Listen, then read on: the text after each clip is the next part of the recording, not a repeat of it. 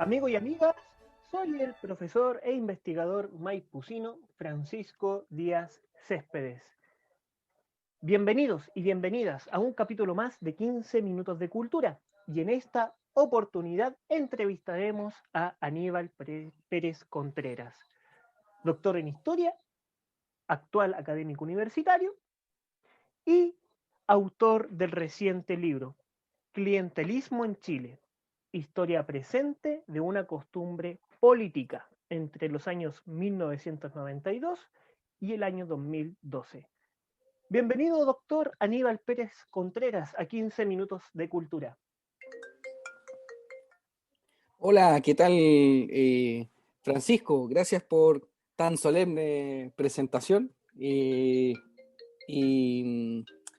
perdón. Y nada, bueno, me presento para todo. Francisco ya me presentó, ¿no? Soy Aníbal Pérez, soy historiador y profesor porteño.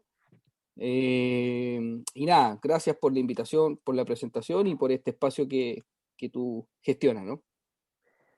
Doctor Aníbal, dado al título de su reciente libro, ¿qué entendemos por clientelismo político? Para que todos los radioescuchas puedan entender este concepto que se está contextualizando de gran forma, sobre todo en este año.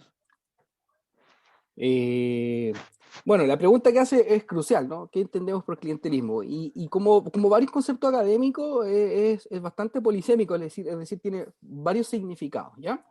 Pero para hacerlo en breve, ¿no? Y de manera más ágil, yo diría que comúnmente, sobre todo en los medios de comunicación, se entiende por clientelismo el intercambio de favores por votos, ¿no?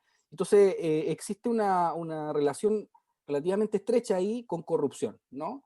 En el fondo es cuando los candidatos ofrecen cosas a través de sus vínculos y, y reciben el apoyo electoral. Y lo que yo trato de explorar en el libro es otra definición de clientelismo, es otra forma de entender el fenómeno. Y lo que yo propongo en el fondo es ver el clientelismo desde abajo hacia arriba, ¿vale? Es decir, de cómo la gente utiliza a los políticos también y cómo se regulan estas relaciones. Yo diría que el clientelismo en el fondo es una relación de poder, una relación social, donde se intercambian, donde funciona una reciprocidad, que pueden ser favores, empleo, solución de problemas, pero también amistad, lealtad, cariños, emociones, y donde se retribuye a través del apoyo electoral, lo que yo en el libro defino como una economía moral, ¿vale? Es decir, los sujetos populares que se articulan en estas relaciones tienen una concepción de cómo deben circular los bienes públicos, los servicios y cómo debe funcionar el mercado, cómo debe funcionar la fluidez de los recursos, ¿no? Y entonces, a partir de esa noción y de una noción de justicia, ellos consideran que se hace moralmente justo que entonces ellos reciban ciertos beneficios y a través de eso apoyen a ciertos candidatos. Es decir, es, es todo lo contrario a cómo debería funcionar la democracia desde el punto de vista de los teóricos de la democracia. Perfecto. Se entiende la definición y contextualización que usted plantea. Ahora, ¿cómo las personas comunes y corrientes que están, digamos, desinteresadas de los políticos, pero no de la política, porque hay que enfatizar esa división, pueden visualizar ejemplos concretos en torno a la materialización de este concepto? Buena pregunta.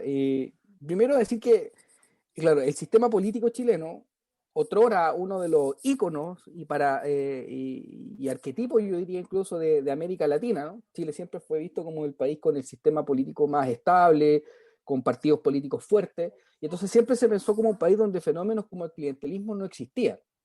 De hecho, los teóricos siempre asociaron el clientelismo a países de tradición populista como Argentina, Brasil o México.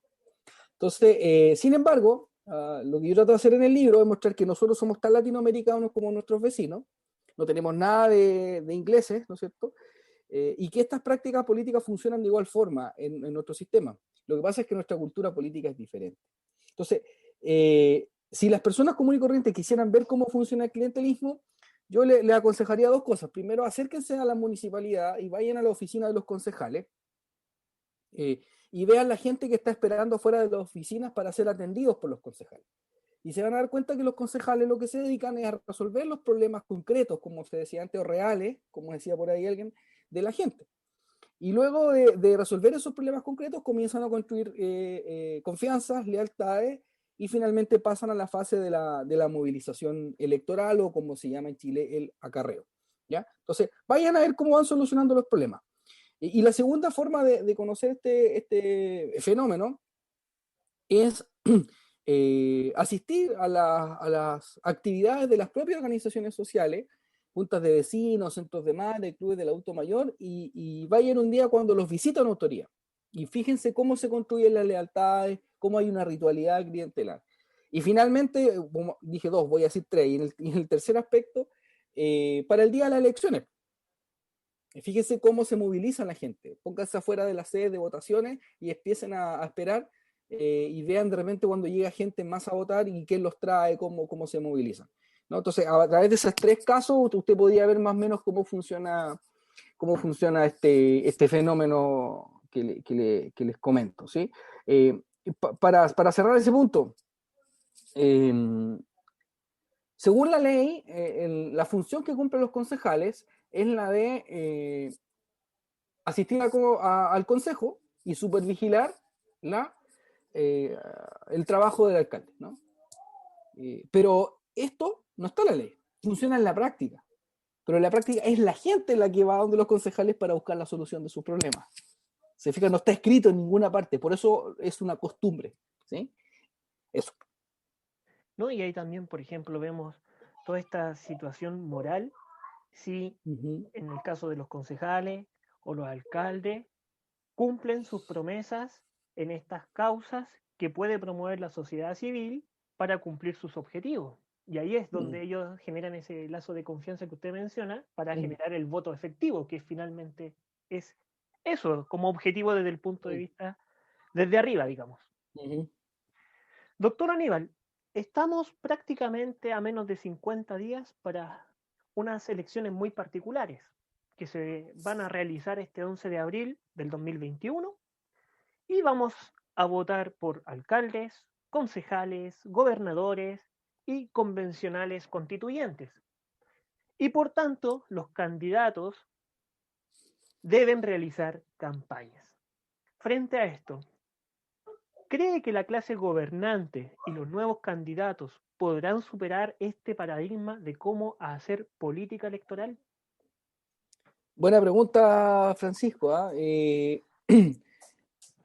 La pregunta que hace parte de un supuesto. Que supone que los candidatos quieren efectivamente superar esa forma que tú llamas de hacer política, ¿no? Entonces, ante ese supuesto, yo me preguntaría si es que eso es tan así, si es que quieren o no quieren hacer esto. ¿Por qué? Porque a veces tendemos a pensar que el clientelismo es un fenómeno como del neoliberalismo, ¿no? Y la verdad es que no, es una costumbre política, como se dice en el mundo popular, más viejo que el hilo negro. ¿Te fijas?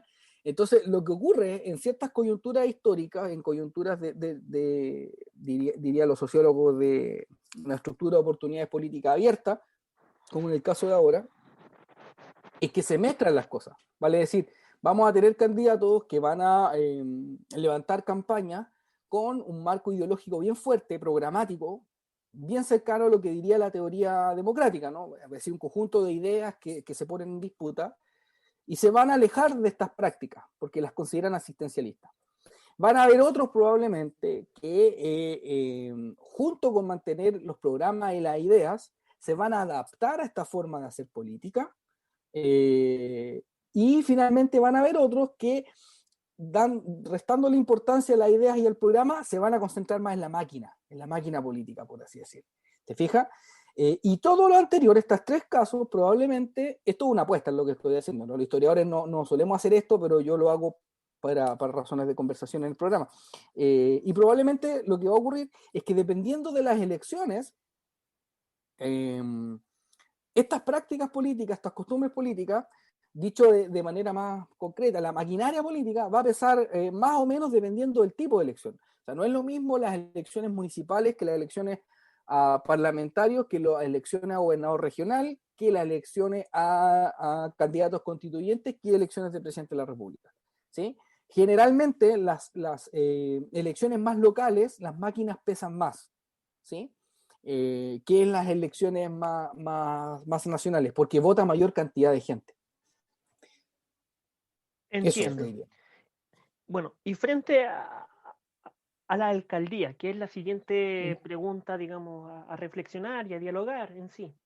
¿Podemos relacionar el concepto de clientelismo político con ciertos vicios de corrupción, soborno y otros, sobre todo en lo que concierne a las alcaldías? No hablo que el alcalde o el candidato a alcalde sea corrupto, sino que se puede seguir generando esta ambivalencia entre lo que es el concepto, pero también con lo que es la práctica. Sí, Porque sí. de otra forma Buena. no se explicaría Sí. de cómo tantos alcaldes, uno se pregunta, establecen 3, 4, 5 o 6 renovaciones en el mismo cargo. Eso es muchísimo. Claro, claro, efectivamente. Buena pregunta, Francisco. Yo creo que esa es la pregunta clave, la verdad. A ver, existen una serie de prácticas en el sistema político que yo defino como costumbres políticas. Algunos otros autores le llaman instituciones informales. Los cientistas políticos le llaman instituciones informales. Yo le llamo costumbres políticas porque soy historiador. Pero en el fondo tratamos de hablar de lo mismo, ¿no? No todas las instituciones informales o no todas las costumbres políticas, no todo este tipo de prácticas son sinónimos de corrupción. Unas sí, otras no. Por ejemplo, ¿qué prácticas comunes existen en el sistema chileno y son bien históricas? El cuoteo. Todos saben, todos los amigos que nos escuchan, no sé si saben lo que es el cuoteo, pero lo explico rápidamente. Es la repartición de cargos públicos de acuerdo al resultado electoral. ¿Te fijas? Entonces, ¿qué es lo que ocurre con el cuoteo? Desde una mirada tecnocrática, alguien podría decir que el cuoteo es sumamente antidemocrático. ¿Por qué no se preguntarán ustedes? Porque desde una mirada tecnocrática, los que tienen que acceder a los cargos son los mejores, los más capacitados, con mayor mérito técnico, profesional, para acceder a la administración pública, ¿no es cierto? Y el cuoteo no respeta eso, porque el cuoteo reparte cargos según los resultados electorales, ¿sí? Pero el problema, como esto es política y no economía, ni una empresa privada, por mucho que tú tengas gente muy capacitada en los espacios políticos o en el Estado, no necesariamente eso va a ser sinónimo de estabilidad y eficiencia, porque el aparato estatal se maneja de una manera diferente, tiene una cultura diferente a la de la empresa pública, ¿te fijas? Y paradojalmente en ese caso, el cuoteo te va a permitir equilibrar el poder, porque de acuerdo al resultado electoral que viven todos los partidos, yo reparto cargos. Y eso hace que ningún grupo concentre todo el poder y que se mantenga en equilibrio. Por cierto que no es la forma más elegante ni republicana, si tú quieres, de hacer democracia, ¿no? Pero así funciona en la práctica. ¿Te fijas? Entonces, en ese caso el cuoteo yo diría que no es corrupción. Hay otros casos donde sí hay corrupción. El tráfico de influencias, por ejemplo, ¿no? Que es lo que se conoce hoy legalmente como el lobby. ¿Ya? Cuando las empresas necesitan hacer lobby para que una ley no pase a llevar sus intereses, o en su defecto, cuando hacen lobby para tratar de ganarse una licitación en un municipio. Por eso hace un par de años atrás crearon la ley de lobby, para que quede registro de todas las empresas que se reúnen con las autoridades en el cabildeo, ¿no es cierto? Pero piensa tú que hace 30 años no existía ley de lobby. O sea, con casi 200 años de historia republicana en este país nunca existió ley de lobby, por tanto los grandes empresarios pudieron representar sus intereses sin ningún problema. ¿Te fijas? Legalmente eso no era corrupción porque no había ley de lobby. ¿Te fijas? Probablemente moralmente no era lo más indicado, por cierto, ¿no? Entonces, si vuelvo al presente, te diría que cuando hay tráfico de influencias sin registro de ley de lobby, eso ya es abiertamente corrupción. Hay otras prácticas también como el amiguismo o el patrimonialismo. El patrimonialismo es enriquecerse a partir de los negocios públicos. Es un poco lo que acusaron al hijo y a la nuera de Bachelet, ¿no? En la medida que se concrete es corrupción, pues si no se concreta quedan en puras redes nomás, ¿no? Entonces, está como al límite. Hay algunas de estas prácticas que son abiertamente corrupción y otras que están al límite y otras que no necesariamente son corrupción. Más bien responden a una cultura política de nuestro régimen político y también responden a la estructura de desigualdad económica y social en este país. O sea, resulta paradojal, si tú piensas a propósito del tema de la inmigración, no sé si tú te has puesto, yo a veces lo he pensado, ¿no? Y va a ser un poco conflictivo quizás lo que voy a decir, pero ¿cómo podemos ayudar a un inmigrante que llega a Chile? Poniéndolo al lado del brazo del Estado para que reciba la política social focalizada en clave neoliberal, es decir, lo ponemos en el municipio y reciba bonos y esperemos así que entonces el mercado se haga cargo y le llegue un trabajo por ahí que va a ser inestable, va a ser de bajo sueldo, etcétera, cuando vienen con 4 hijos. ¿Esa es una solución? ¿O será mejor que alguien en Chile que conoce bien nuestra cultura a través de un pituto le consiga un trabajo estable con un buen sueldo? ¿Cuál crees que va a ser mejor la solución para ese inmigrante? A mi juicio y a mi percepción, al ¿Mm? parecer, la primera, que debiese ser, entre comillas, lo Uh-huh. lógico dada nuestra condición de país, Uh-huh. a cómo estamos. Y cuando uno, digamos, visita, digamos, las alcaldías, vemos a un gran número importante de inmigrantes la OMIL, y esa, digamos, sería la solución más, Claro, entre comillas, efímera que es posible dar. pero yo te pregunto desde el punto de vista de la eficiencia del resultado. O sea, Ah, ¿cómo ese inmigrante se integra de manera estable a este país? O sea, en el fondo lo que yo quiero preguntar es, eh, ¿qué es más, qué entrega mayor estabilidad a una persona dentro de este país? ¿La política social del Estado o un trabajo estable? Desde mi perspectiva, lejos de un trabajo estable. ¿Y cómo se consiguen trabajos estables en Chile? con lo que acabas de explicar, el, ¿Te el fijas o no? pituto, el amiguismo. Y Exactamente, eso, exactamente. y ojo, Eso es no es parte por de dar, nuestra claro, cultura y no es por dar política. juicio, sino que también muchos trabajadores públicos que uno debiese pensar que están por mérito, están Uh-huh. bajo líneas de confianza de Sí, quienes están claro. en los puestos más altos. Y eso lo podemos Uh-huh. evidenciar. Claro. Es Lo situación que, lo de que, ir a la salud, a la educación y a todas las otras esferas sociales. claro. No son todos, por supuesto, pero sí es No, no, fácil de claro. identificar. Claro. Entonces, lo que quería un poco, o sea, lo que quería jugar, ya que esto es un programa de conversación y para los amigos, jugar un poco es problematizar nuestras mismas percepciones sobre la realidad, ¿no? Es decir, el libro también un poco invita a eso, ¿no? A repensar, porque es fácil ponerse en un extremo y decir, son todos corruptos, son todos malos, que se vayan todos, y ya. Y la gente entonces la compran con cosas. Entonces, mi invitación es problematizar eso y decir, a ver, pero esto es un poco más complejo, ¿no? Eh, ¿Cómo se ha hecho política en Chile históricamente? ¿Qué es lo que implica el trabajo político? ¿Te fijas? Claro, Visto desde abajo, claro, ¿cómo se solucionan problemas? y para el ciudadano más cercano, su primera acercamiento político es hacia los concejales y hacia los alcaldes. Exactamente, el brazo del Estado, el Sí, brazo social, el brazo izquierdo del Estado, si tú quieres. exacto. Y es más, fácilmente, cuando sean las elecciones electorales de los presidenciables, se podría dar este Uh-huh. salto histórico de que un alcalde o una alcaldesa pueda acceder al cargo de presidente, que sería Eso sería, icónico, histórico en Chile. sí, eso sería muy novedoso. El que en Chile partió con eso fue Lavín, en los 90.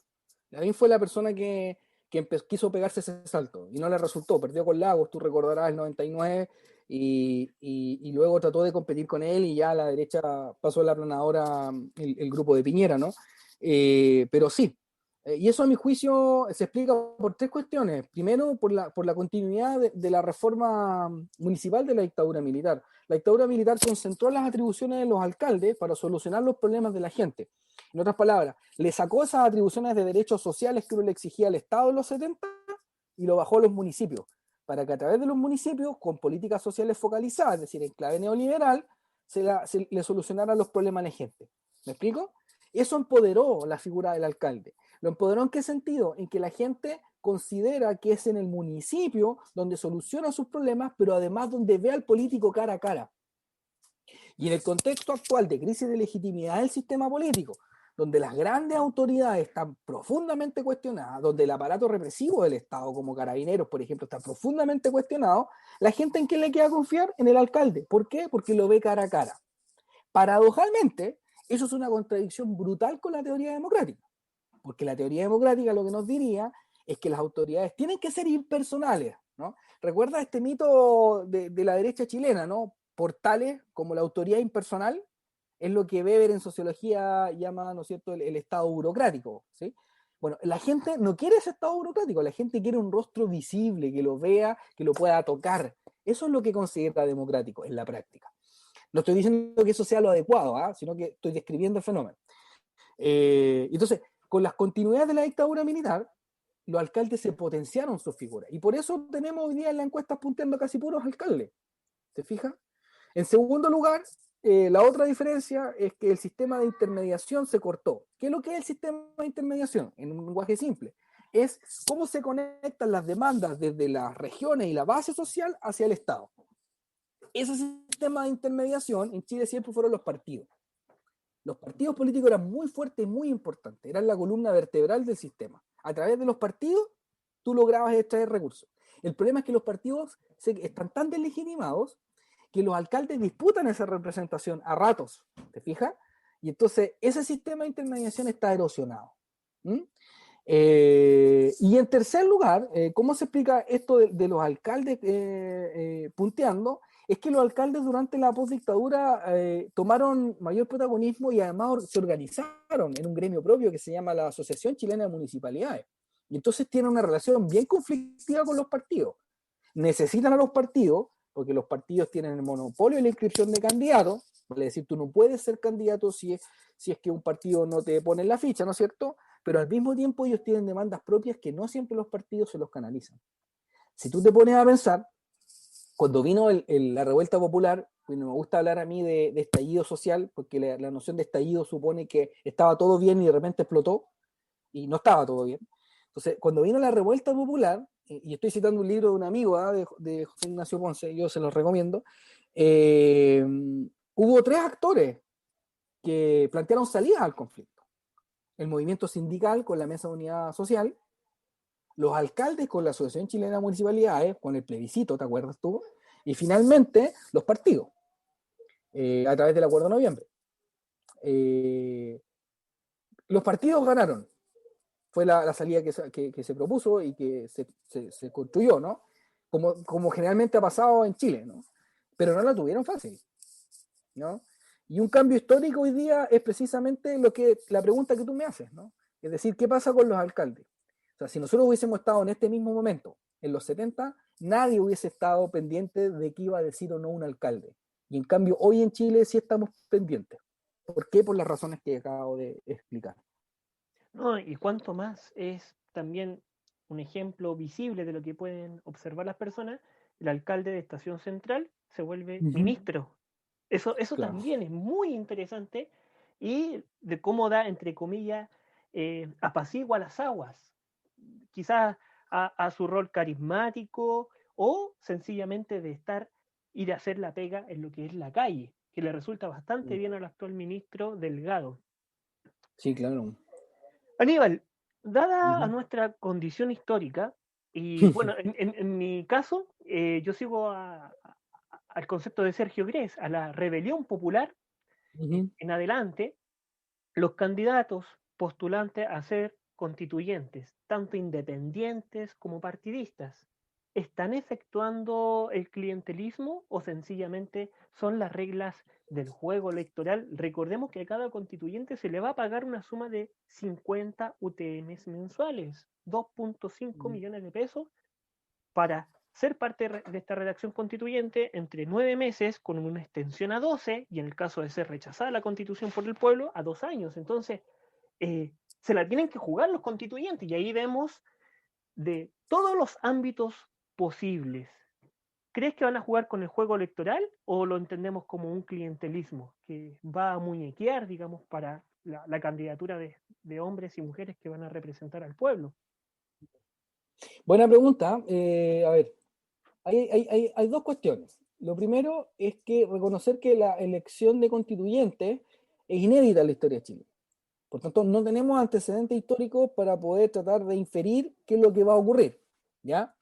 Es una elección de naturaleza diferente, porque los constituyentes, dicho de manera brutal, de manera inmediata no le van a solucionar los problemas a nadie, ¿te fijáis? Tampoco le van a conseguir pegar a nadie, ¿cachai? Y es distinto cuando tú eliges a un alcalde, por ejemplo. Tú sabes que cuando un alcalde gana, controla una parte importante del aparato público local. Entonces da mucho empleo, entrega subvenciones a organizaciones, etc. No quiere decir que todas las organizaciones se clientelicen, sino más bien, no sé, ese es el primer paso para luego establecer confianza. Entonces, esa es la primera cuestión que hay que señalar.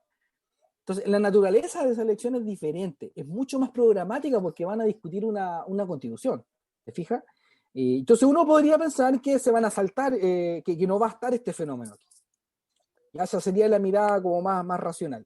Pero yo mezclo la mirada racional abstracta con una empírica. Yo digo, sí, eso es lo que puede pasar, pero usted sabe que para ganar una elección hay que tener votos, y para tener votos hay que mover votos, ¿sí? Y entonces mi idea, o sea, mi interpretación es que de igual forma van a pesar redes y maquinaria, que va a poner gente a disposición. O sea, por ejemplo, imagínate que un candidato constituyente va a necesitar de infraestructura, de maquinaria electoral, y los que mejor poseen esa maquinaria electoral son alcaldes. Y entonces probablemente va a llegar algún tipo de negociación con algún alcalde para que le mueva su comando electoral, ¿no? Y que ponga a disposición sus votos del otro. Y entonces van a tener que negociar, ¿te fijas? Yo creo que se va a dar esta cosa, ¿no? Que se va a mezclar este tipo de prácticas por abajo, y por arriba va a estar el elemento programático. Y esta es una cuestión muy interesante, y con esto cierro. Porque las miradas más tradicionales siempre nos han dicho que el clientelismo es ajeno a las ideas. Es decir, cuando yo intercambio mi voto por una canasta, dirían estas nociones, ahí no hay ideas. En el fondo, comillas, me estoy vendiendo, simplemente, ¿ya? Pero lo que yo sostengo, y de mi punto de vista lo que demuestra la historia de América Latina, con su situación de subdesarrollo y pobreza, es que no es así. Y es que se mezclan ideas y necesidades inmediatas, ¿sí? De lo contrario, tendríamos que suponer que toda la gente que en los 60 votaba por la Unidad Popular, solo lo hacía porque había leído el tomo 1 del Capital de Marx.